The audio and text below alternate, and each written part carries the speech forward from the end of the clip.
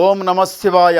శ్రీశైల మల్లికార్జున మేడారం సమ్మక సారక చిలుకూరు బాలాజీ స్వామి. ఓం నమ శివాయ. గోపురం టీవీ చూసే వాళ్ళ ప్రేక్షకులందరికీ నమస్కారం. నా పేరు రామ్ శాస్త్రి. చిలుక జోష్యం అంటండి ఆ కాలంలో ఉంది, ఇప్పుడు గుడుక ఉంది, ఇక ముందు గుడుక నడుస్తుంది. చిలుక జోష్యం అంటే నిజముందండి, నమ్మండి, వినండి. ఇప్పుడు నేను చెప్పే జ్యోతిషం మే నెల 25 నుంచి 31 వరకు ఈ 12 రాశుల మీద ఏ రాశి మీద గురుబలం ఎంత ఉంది, ఏ రాశి మీద శనిబలం ఎంత ఉంది, మంచి ఎంత, చెడు ఎంత, లాభం ఎంత, లుక్సాన్ ఎంత, కష్టం నష్టం, సుఖం దుఃఖం, లాభం లుక్సాన్ చెప్తా వినండి. చిలకమ్మ మిథున రాశి వాళ్ళ జ్యోతిషం, మిథున రాశి వాళ్ళ భవిష్యవాణి, మిథున రాశి వాళ్ళ గణితవాణి. చిలకమ్మ మిథున రాశి వాళ్ళ జ్యోతిష్. వావ్. మిథున రాశి వాళ్ళు సాష్టంగా అయ్యప్ప స్వామి. మిథున రాశి వాళ్ళు ఈసారి మాల వేసిండే కదా, వాళ్ళ ఇంటి మీద దరిద్రం పోయింది. ఇంటి మీద ఏమన్నా ఆది వీధి ఉంటే అది గుడిక పటాపంచలం అయిపోయింది. ఇప్పుడేం పర్వాలేదు. ఈ మిథున రాశి వాళ్లకు సాక్షంగా అయ్యప్ప దేవుడు వచ్చిండు చాలా మంచిగా. ఒకసారి పోయినసారి మిస్ అయిన వాళ్ళు ఈసారి మాల వేసుకోండి. ఎందు గురించి అంటే శబరివాసుడు సామాన్య దేవుడు కాడు, చాలా గొప్ప దేవుడు, స్వయంభూ దేవుడు. ఆ భగవంతుని మాల ఎవరైతే వేస్తాడో వాళ్ళ జీవితంలో ఆటంకులు, చిక్కులు, చికాకులు అసలైనది ఏమిటిదంటే ముందు మనసు ప్రశాంతంగా ఉంటుంది. గురుస్వామికి ఒకసారి చూడండి ఎంత ప్రశాంతంగా ఉంటాడు. చాలా ప్రశాంతంగా, మనసు యథార్థంగా, తిన్నా ప్రశాంతంగా, తినకున్నా ప్రశాంతంగా, ఆనందం వచ్చినా ప్రశాంతంగా, ఆనందం లేకున్నా కానీ ప్రశాంతంగా అట్లా ఉంటుందండి. అన్నిటికన్నా డబ్బు, ధనం, ద్రవ్యం ఎంత ఏది ఉన్నా కానీ ముందు మనసుకు ప్రశాంతం ఉండాలండి. ఎంత ప్రశాంతంగా ఉంటుందో అంత బాగుంటుంది.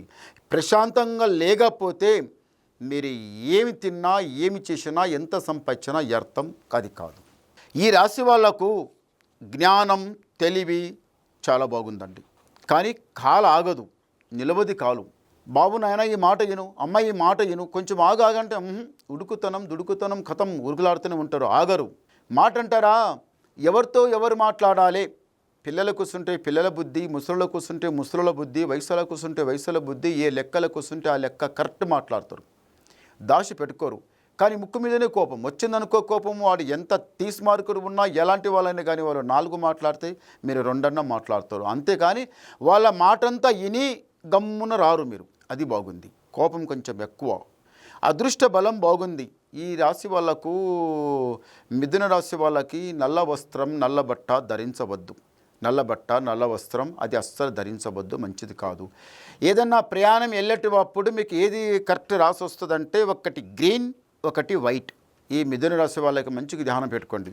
మీరు ఎక్కడన్నా ప్రయాణం వెళ్ళాలనుకున్నా, దావతులు వెళ్ళాలనుకున్నా, పెళ్ళి, పేరెంటం, మంచి చెడు ఎన్నో ఉంటాయి.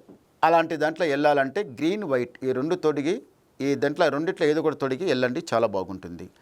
కానీ ఈ రాశి వాళ్లకు అనుమానం సరితి అంత ఎక్కువ ఉండదు.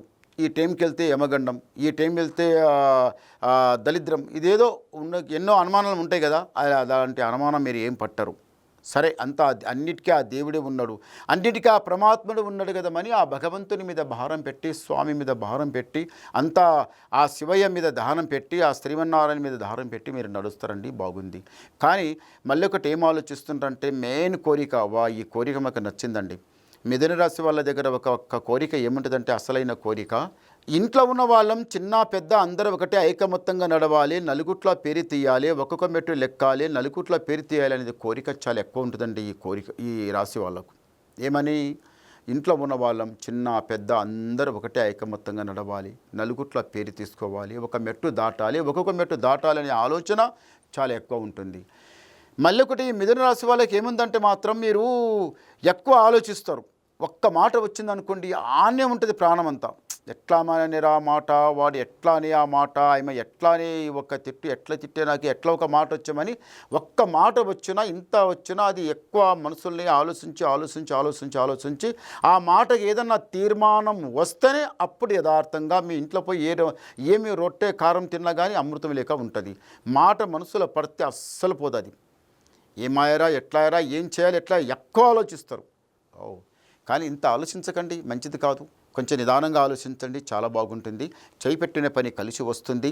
దారిద్ర్య గడియ చాలా చెడ్డగా నడుస్తుంది. కానీ ఇంటి మీద కొంత నరదృష్టి, నరకన్ను చాలా చెడ్డగా మీ ఇంటికి పడగొట్టాలి, చెడగొట్టాలా.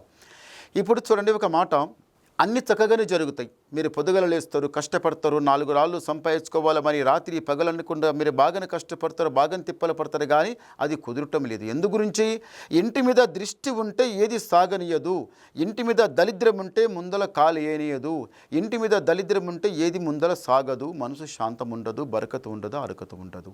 ఇంటి మీద ఉన్న ఒక్క దృష్టికి మీరు దూరం చేసుకుంటే మంచి జరుగుతుంది, జయం జరుగుతుంది, లాభం జరుగుతుంది, కష్టం నష్టం అంత పక్కకు జరుగుతుంది.